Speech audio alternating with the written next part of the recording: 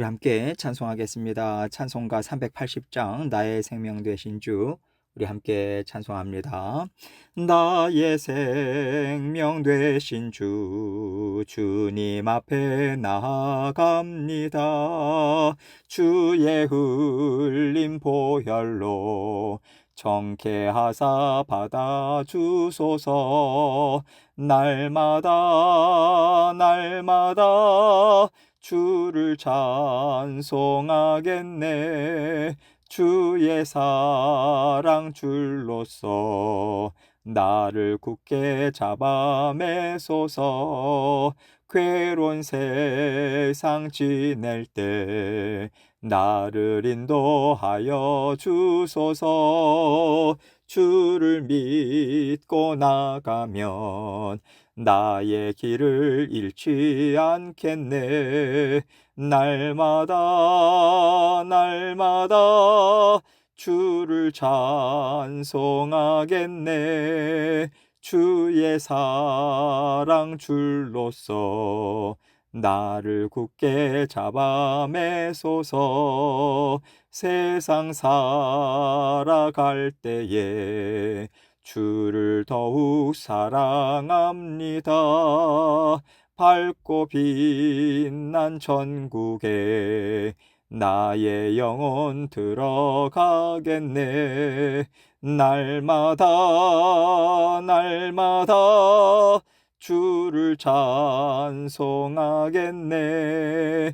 주의 사랑 줄로서 나를 굳게 잡아 매소서. 아멘. 기도하겠습니다. 하나님 아버지, 감사합니다. 오늘도 사랑하는 모든 성도님들, 주님의 사랑의 줄로, 은혜의 줄로, 능력의 줄로 굳건하게 붙잡아 매 주셔서 모든 일 주님께서 간섭해 주시고 다 다스려 주시길 믿고 감사드립니다. 아버지 하나님께서 일거수일투족 살피셔서 자녀들도 또 아버지 하나님 가정과 또 하는 모든 생업 위에 복의 복을 더해 주셔서 하나님의 은혜의 손길이 얼마나 귀한 열매를 만들어내 주시고 우리를 그 열매를 먹이게 하시는지 아버지 하나님 감사함으로 믿음으로 주님께 간구하고 또 모든 일을 내어 맡기며 동행하는 죄들 될 수 있도록 은총 베풀어 주옵소서. 오늘도 말씀을 통해서 우리 각자에게 들려주시는 주님의 음성 듣습니다. 아버지 하나님께서 말씀하시고 열린 심령 감사의 마음 아버지 하나님 앞에 올려드리며 이 시간도 주님께만 영광 올려드리는 귀하고 복된 시간 될 수 있도록 은총 베풀어 주옵소서. 예수 그리스도의 귀하신 이름으로 기도합니다. 아멘. 하나님 말씀 열왕기하 12장 17절로 21절입니다. 열왕기하 12장 17절로 21절 제가 읽습니다. 그때에 아람 왕 하사엘이 올라와서 가드를 쳐서 점령하고 예루살렘을 향하여 올라오고자 하므로 유다의 왕 요아스가 그의 조상들 유다 왕 여호사밧과 여호람과 아하시아가 구별하여 드린 모든 성물과 자기가 구별하여 드린 성물과 여호와의 성전 곳간과 왕궁에 있는 금을 다 가져다가 아람 왕 하사엘에게 보내었더니 하사엘이 예루살렘에서 떠나갔더라. 요아스의 남은 사적과 그가 행한 모든 일은 유다 왕 역대 지략에 기록되지 아니하였느냐. 요아스의 신복들이 일어나 반역하여 실라로 내려가는 길가의 밀로 궁에서 그를 죽였고 그를 쳐서 죽인 신복은 시므앗의 아들 요사갈과 소멜의 아들 여호사밧이었더라. 그는 다윗성에 그의 조상들과 함께 장사되고 그의 아들 아마샤가 그를 대신하여 왕이 되니라. 아멘. 사람은요, 사람의 욕심, 욕망 이런 것에서 벗어날 수가 없는 존재입니다. 이 얘기는 죄가 얼마나 강력한 힘을 갖고 있는가 이것을 보여주는 거예요. 사람은 하나님 안에서 살아갈 때 이 죄로부터 벗어나서 하나님이 주시는 자유와 기쁨을 누리면서 살아갈 수 있습니다. 이것이 하나님께서 우리가 죄인 되었을 때 예수 그리스도를 우리에게 보내주셔서 우리를 구원해 주신 일에 담겨 있는 영적 원리예요. 우리가 구원을 얻고서 바로 천국 가는 게 아니지 않습니까? 천국에 들어가기 전에 우리는 육신을 입고 이 땅에서 살아내야 하는 시간이 있어요. 육신을 입고 있다는 것은 내가 하나님의 교훈의 말씀, 하나님이 주신 은혜와 복을 열심히 받아 누려야 하는 일이 남아 있다는 것이고요. 또한 이 땅에서 하나님을 알지 못하고 살아가는 사람들에게 내가 나누어져야 되는, 주어야 되는 하나님의 말씀이 있고 하나님의 마음이 있다는 것입니다. 이것을 붙잡고 이것을 기억하면서 살아갈 때 우리는요, 하나님 앞에서 잘 살고 있다고 인정을 받을 수 있는 거예요. 하나님께서 우리에게 이 삶을 허락하고 계시다는 것을 알고 있다면 나 혼자 신앙생활 잘하고 나 혼자 잘 먹고 잘 살 수가 없는 것입니다. 그래서 믿음의 사람들이 은혜를 나누는 거예요. 교회에 와서 하나님께서 나에게 하신 일, 하나님께서 나에게 가르쳐 주신 것, 이것을 통해서 내가 깨달은 것, 이러한 것들을 서로 나누면서 서로 하나님 앞에서 힘있게 자라나도록 서로 도와주는 것을 우리가 해야 하는 일인 거고요. 또 믿지 않는 사람들에게도 하나님이 주시는 은혜가 이렇게 좋다, 이것을 전하는 일을 끊임없이 해야 하는 거죠. 오늘 본문은요, 남유다의 요아스 왕에 대한 이야기입니다. 예후에 의해서 북이스라엘의 왕도 남유다의 아하시아 왕도 죽임을 당했어요. 그러면 아하시아 왕 다음에 그의 아들이 왕위를 이어받는 것이 당연하지 않습니까? 그런데 아하시아의 왕의 엄마 아달랴죠. 아달랴가 왕위를 가로채려고 아하시아의 자손들, 즉 자기 손자들을 다 죽여버립니다. 이것을 단지 육신의 눈으로 봤을 때는요, 할머니가 손자들을 죽였다라고 하는 것이지만 영적으로 봤을 때는 다윗의 왕위가 끊이지 않고 계속해서 이어지도록 하시겠다, 이렇게 하나님께서 주신 언약의 말씀을 아달랴가, 아합과 이세벨의 딸인 아달랴가 끊어내고자 한 것으로 우리는 볼 수 있는 거예요. 남유다까지 우상을 섬기는 나라로 싹 다 바꿔버리겠다, 이 작정을 하고 믿음의 자손을 끊어낸 일을 이 아달랴가 했다는 얘기인 거죠. 하나님이 주신 약속의 말씀인데 사람이 끊을 수 있겠습니까? 사람은 죽일 수 있어도 하나님의 말씀은 결코 끊을 수가 없어요. 사람은. 하나님께서는 아달랴가 그 손자들을 다 죽이는 와중에 요아스를 몰래 감춰놓게 하십니다.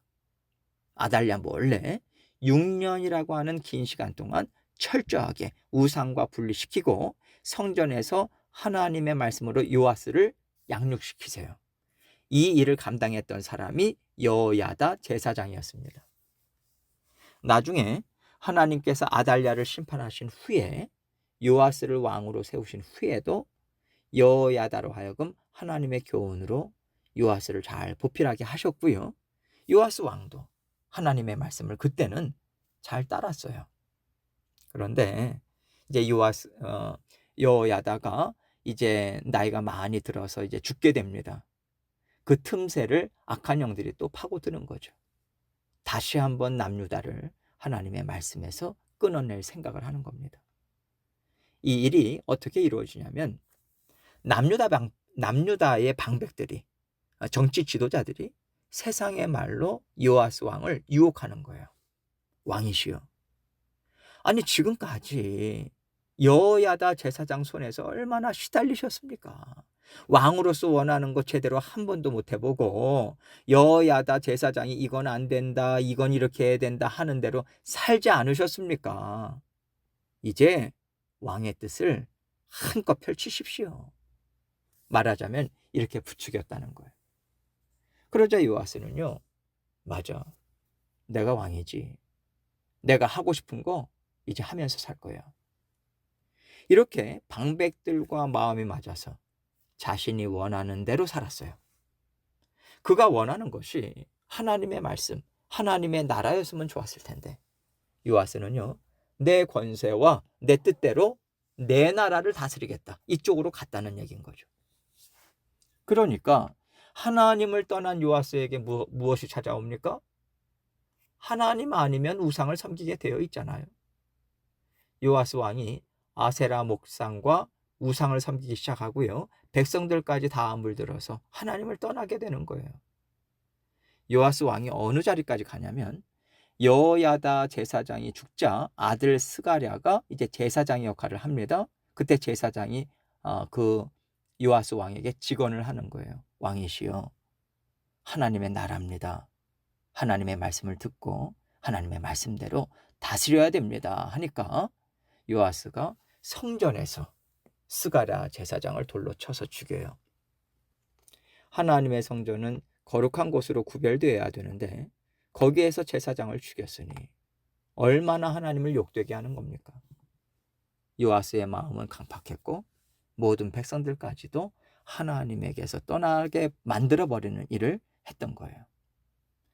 이제 오늘 본문 말씀은요, 요아스가 이런 만행을 저지른 후에 일어난 일에 대한 말씀입니다. 17절로 18절입니다. 그때에 아람 왕 하사엘이 올라와서 가드를 쳐서 점령하고 예루살렘을 향하여 올라오고자 하므로 유다의 왕 요아스가 그의 조상들 유다 왕 여호사밧과 여호람과 아하시아가 구별하여 드린 모든 성물과 자기가 구별하여 드린 성물과 여호와의 성전 곳간과 왕궁에 있는 금을 다 가져다가 아람 왕 하사엘에게 보냈더니 하사엘이 예루살렘에서 떠나갔더라.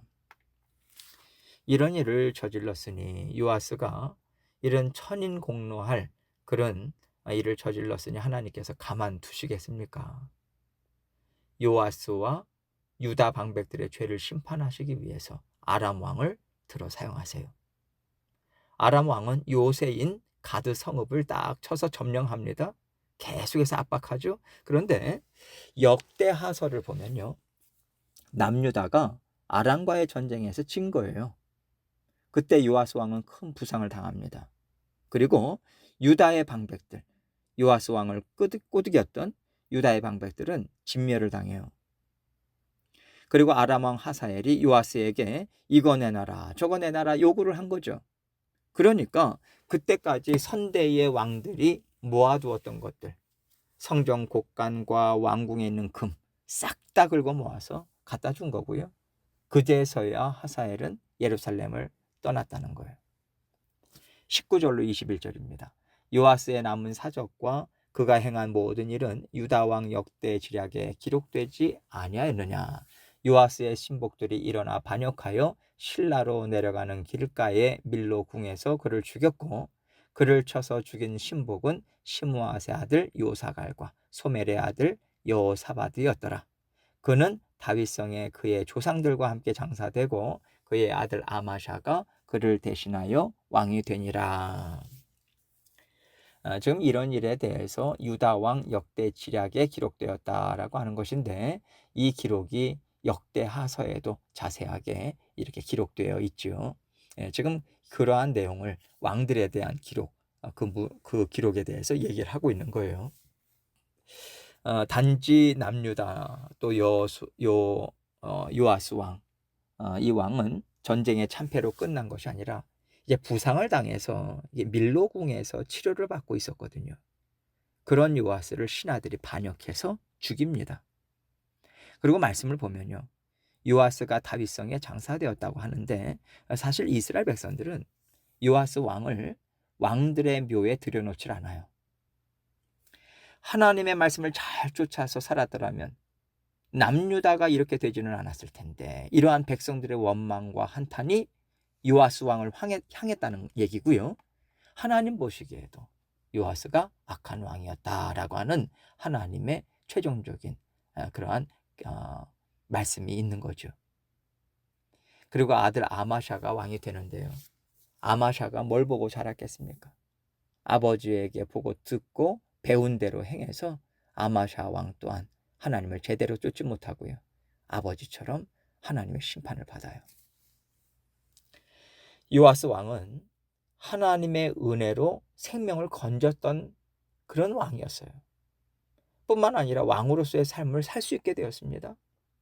그런데 그는 이것을 철저히 망가뜨렸어요.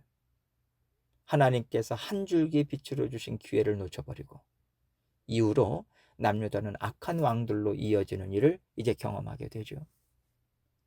하나님 나라를 집어삼키도록 악한 영들에게 기회를 열어준 역할을 했다는 겁니다.